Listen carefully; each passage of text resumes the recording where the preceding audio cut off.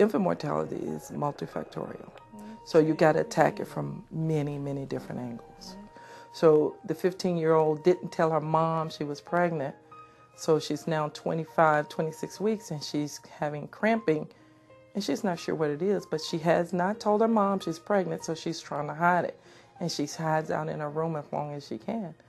And when she do get to the hospital and mom do get involved, she's now has advanced cervical dilatation. It's possible, had we intervened earlier, we could have made a difference. That baby would not have wound up in the NICU with Dr. Dana Reddy and born 6 weeks early, 8 weeks early. So there are so many places where we could attack the problem, and we didn't. So how do we get around that? Education is where we go. The teenager hopefully would have not gotten pregnant in the first place had she had the information that there are many family planning clinics around, or has she just had enough self-confidence to say no? Or had a dream, a goal. I want to be a doctor like Dr. Moses, so I'm not doing that. I'm not doing anything that's going to jeopardize my risks or my chances. You know, I've always seen myself as the role model. And now, as things progress on, I see that I'm living that. I feel that I'm really blessed because I'm one of the few people that I know that wake up every day that says that I'm actually living a dream. I grew up, become a doctor, and come back and work in my neighborhood. But I'm not the only soldier out there. I just represent one of many. And if somebody's got to tell the story, I don't mind telling the story. So we see a woman there on the front lines, Dr. Moses, and we are joined once again by our panel and a new addition, Dr. Ann Payne Johnson, who practices family medicine with Baptist Memorial Medical Group. Welcome to the conversation here, doctor. And tell us what kind of messages need to get out to especially young women in our community about infant mortality? Our biggest struggle right now, and especially in Shelby County, is we lose women. Somewhere around the time that they stop coming for their well child visits, we stop seeing women. And somewhere around age 14. Right. You know, they come in for that last set of shots they need for high school, and then we lose them. Unless they come in for a sports physical or a school physical that's mandated, we don't see these women again. Their parents aren't bringing them in every year just to, you know, get an overall health checkup. And we're losing the women, we're losing those children that those women have. And that's where we really need to focus on getting those women, keeping them in the system, because a 14-year-old is a woman, and we really need to continue to maintain preventative care for them as well.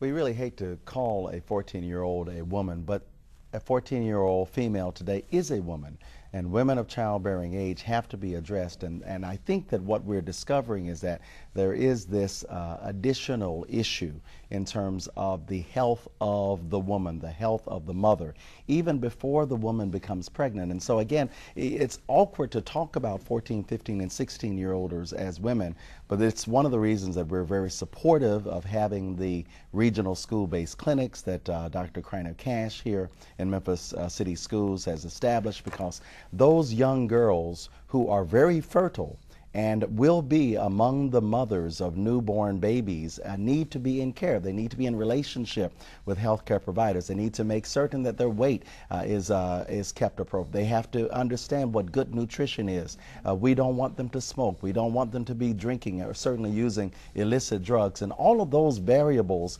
we think contribute to the issue that Dr. Coronis has raised in terms of preterm and low birth weight babies. Babies born to mothers with no prenatal care are 3 times more likely to be born at low birth weight, 5 times more likely to die before their first birthday, as you know better than anybody at this table.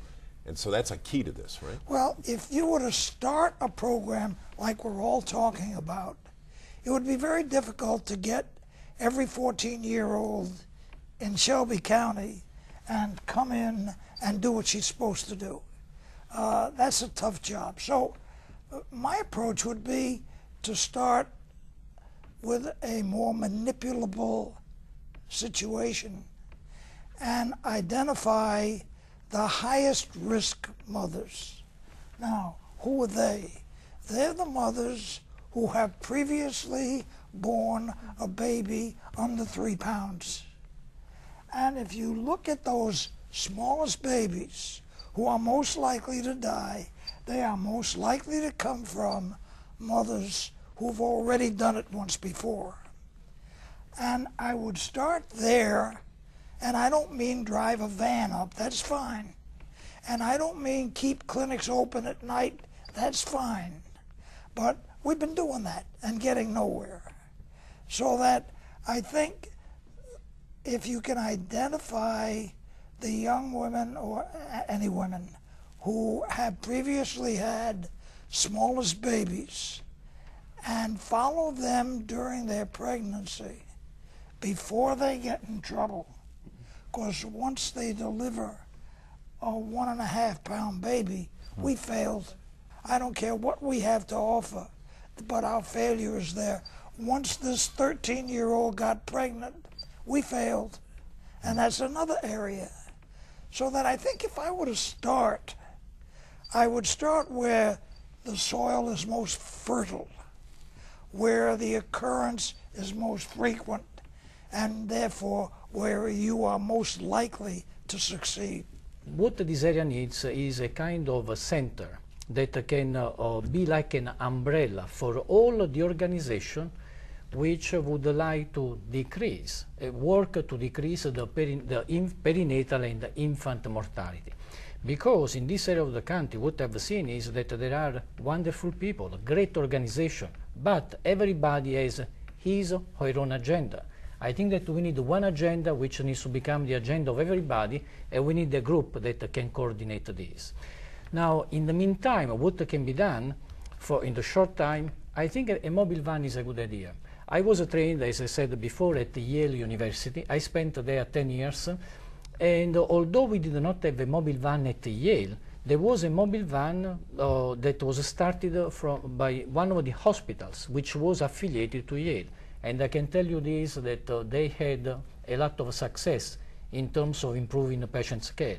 And I think that would be good for not only for these future babies, for the entire society. Well, I know that you would like to clone Dr. Moses, who yes, we saw definitely. in the and you would like to yes, have dozens of Dr. definitely. Moses on those kind definitely. of vans. And definitely.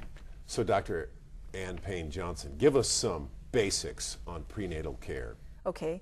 Typically, the average mom who starts prenatal care will go in and get a confirmation of pregnancy somewhere around 8 weeks, which is key, is actually the early identification of pregnancy. That's where mom can get her prenatal vitamins, taking her folic acid and iron and things that contribute to a healthy pregnancy is key. That's number one on top of the list.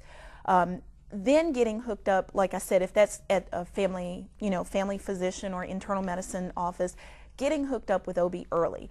Once OB gets hold of the female, they can start a relationship of checking things that maybe early on they can intervene and do something about. If there's some illness or something wrong with the baby, they can actually start early with taking care of that pregnancy, which is one of the problems with the infant mortality rate, is a lot of these babies come out sick because moms don't do certain things they should do.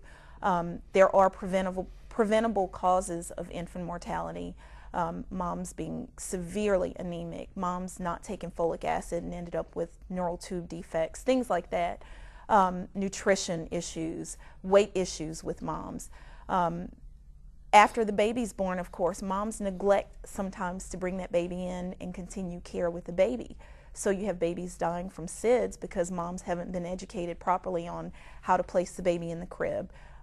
Babies should be placed on their backs. There shouldn't be fluffy blankets, pillows, stuffed animals, things that we all love for babies, but moms don't hear that enough. Getting the baby born is only part of the battle. I mean, once that baby is born and mom now has this baby at home, now what happens? How do we take care of that baby and prevent SIDS at that point?